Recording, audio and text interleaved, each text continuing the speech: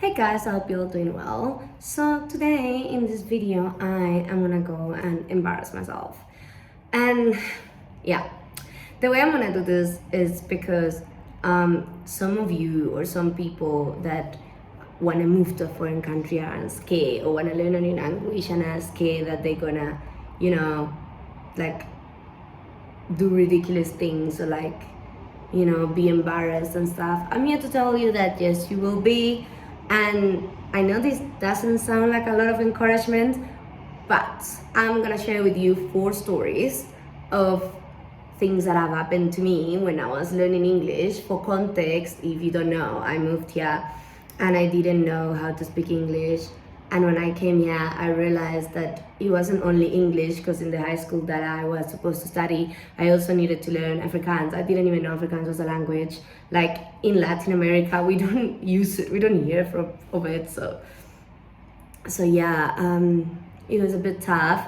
I came here in July. I was supposed to start grade 10 in January. So yeah, and nobody told me that if you haven't been in South Africa for like more than 5 years, you don't necessarily have to do Afrikaans. You can also pick any other subject. But I didn't know that, so I did it. I only found this rule out in matric.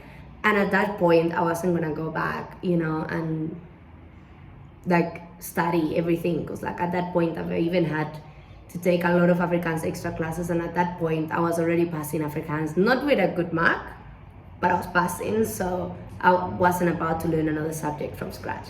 Anyways, so I'm gonna tell you 4 instances that I completely made a fool out of myself. But now I think back and I'm laughing and it's funny. And like even with my friends, I still cherish them, because like these specific moments, people remember it. I don't know, I just find them hilarious. And I know English now, I'm speaking English to you, which if I think back to me in 2018, and like 2017, end of 2017 when I got here, I was like, it's insane. But anyways, moment number 1, that was when I got my back tattoo. Also, these moments are not in any particular order, because like I don't remember exactly in the order that they happened, but they all happened like within a few months. Anyways, so I got this back tattoo. It says I fly on my own wings. And I go back to my Cuban friend's house. Now, there was this little girl, which she's actually 15 now. She's not that little anymore. And she was playing with my one friend, a brother and a sister, and then the little girl. And obviously I was speaking Spanish to the other 2, because they have been in Cuba before, and they grew up speaking both English and Spanish. So I was speaking Spanish to them. But that girl, even though she understands some Spanish, her main language is English. And I was trying my best, because this moment, I believe it was like beginning of 2018. So like I had already started school, but I was still struggling, because like my knowledge was very basic. And sometimes when people spoke to me a little bit too quickly, I didn't know what they were saying. So this girl asked me about my tattoo. We were speaking about the tattoo, and she's like, did you do it in cursive? Like, meaning cursive handwriting. And I don't know why, I was like, no, I got my tattoo done in Mainland, which is the mall. Like, so I somehow thought cursive was a place, because it was just like, did you do in cursive? I was like, no, in Mainland. And then she was just confused, because she was like, I don't know what age she was. I think she was 9 or 10 at that time. And no, she was like 9, 8. Well, somewhere there. And my other 2 friends were looking at me like, And then after a few awkward seconds of me not understanding and them not understanding, it clicked for them, what the hell did I just say? And they were just laughing. And I was red. Like, I don't think I've ever been that red in my life. I wanted to cry. But then I started laughing again, because I was like, you know what? I'm not gonna cry. It is what it is. It's whatever. But I wanted to. I held it back, because I feel like that was gonna make it 10 times worse. And then they explained to a little girl in English that yes, I chose cursive because it looked prettier, and that what I was trying to say is that I got my tattoo done in Mainland. Second one is like very brief. It was also a moment where everyone was just like, what? And then, yeah, then they realized what happened, and then they laughed at me again. But basically we're at the table, and that same girl that was my friend, like the older one, like the sister and the brother wasn't there, but the sister was there. And we were studying, and she was a year older than me, and she was studying tuberculosis. So she was reading in English this book, and she said TB, like TV for tuberculosis. And I thought she was speaking about TV as in television. So I asked her in Spanish, I was like, what does tuberculosis, because she like, I knew she was speaking about tuberculosis, but then she started saying TV, so I got confused. I was like, what does tuberculosis have to do with television? Why are you saying TV? And it was one of those moments again where she looked at me and I looked at her, and it clicked for her, and she didn't want to laugh. She explained it to me, like she explained what she was trying to say. And then her and my other friend that was also there, that was also a year older, no, 2 years older than me, both of the girls were laughing. And I'm just there like, okay, I'm gonna take my L. Then, in one of my Cuban friends' birthdays, this is like story number 3, also a bit embarrassing. In my Cuban friend's birthday, they were all enjoying whatever, and they were drinking. I don't know why I wanted to drink, because I was like 15, 16, so, and my mom like explicitly said, do not take a drop of alcohol. But it was his 18th birthday, and did I listen? Not really. So I was drinking, and I didn't know how to communicate. Mind you, all the other Cuban friends, they were minding their own business. They were enjoying the party. They weren't next to me 24/7.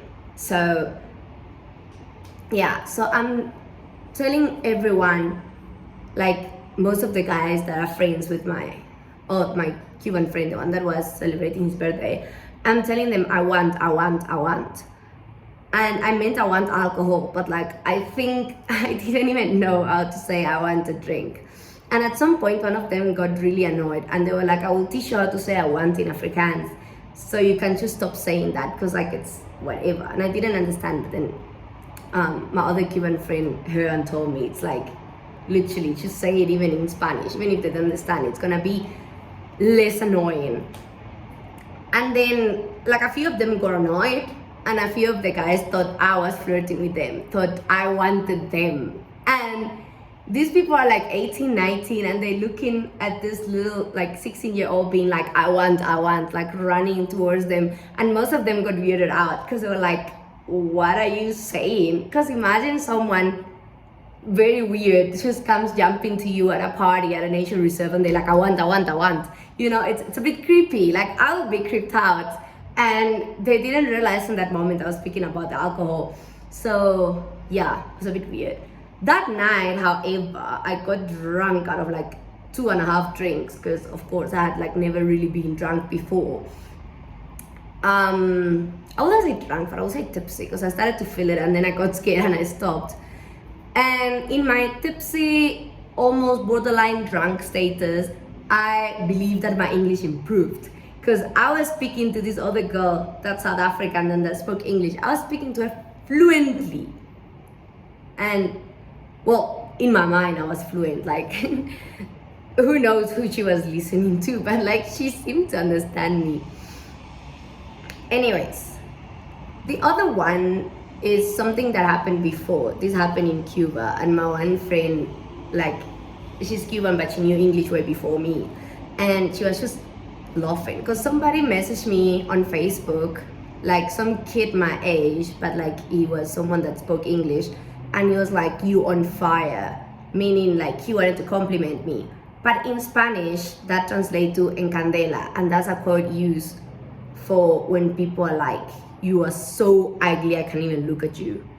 So that same phrase in Spanish pretty much means, you so ugly I can't even look at you. So when someone said on fire and I Google translated it and I saw that, I was so offended, I was so hurt, and I didn't know if I wanted to fight or something. Then I was venting to my friend, and my friend was like, I hope you didn't insult this guy, because he was actually trying to compliment you. And I was like, no, I actually didn't say anything, because like I didn't know how to reply in English, but like thank you. Like now I know. And I know the last one is not gonna be as funny for someone that only speaks English. But if you do speak English and Spanish, especially if you're a Cuban, you're gonna know, like when you translate on fire to en candela, it's like a recipe for disaster if you have no idea what to say. But anyways, these are my embarrassing moments. Not all of them, I have a lot. Even like the one time someone told me to tell this old lady that your master, this very offensive Afrikaans quote, meant nice to meet you, and I barely even knew English. So I went and I said that to this lady, and she even wanted to kill me. So yeah, I have a lot more of embarrassing moments. If you want me to tell you, I will. But yeah, these are pretty much the 4 that scar me the most. Maybe it doesn't sound as bad to you, but in that moment I was very insecure, very self-conscious. So yeah, I hope this inspires you to learn a language. Anyway, moments like this are gonna happen, but one day you're gonna look back and you're gonna be like, hell, I'm doing a YouTube video in English now. Who would have thought that little 15, 16-year-old that she was gonna come this far?